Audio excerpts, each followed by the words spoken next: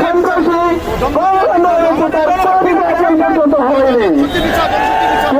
আমরা হুঁশিয়ার করতে চাই অন্তর্বর্তীকালীন সরকার, আপনারা রক্তের উপর আজকে আমরা তাদেরকে বসিয়েছি।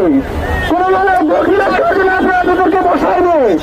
আজকে ছাড়া সরকার কেন এই গৌ হত্যা শিশু হত্যার বিচার হচ্ছে না?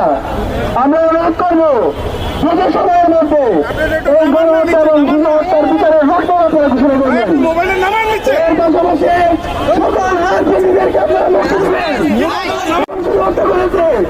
তারা গণসভা করেছে, তারা আজকে বিভিন্ন ধরনের সুবিধা মুক্ত হিসাবে তারা বিভিন্ন ধরনের সুবিধা ভোগ করছে। এটা পুরো জাতির জন্য লজ্জা, এটা পুরো জাতির জন্য। যারা গত 16 বছরে আওয়ামী লীগকে কালচারালি যারা ডমিনেট করেছে, তারা আজকে বাংলাদেশকে অস্থিতিশীল করার চেষ্টা করছে। এই কালচারালকে যারা ফেসিস্ট আছে, যারা শাহবাগী আছে, যারা এই দেশে বিচারহীনতার শক্তি তৈরি করেছে, এই শাহবাগ থেকে আমরা তাদের বিচার দাবি করছি।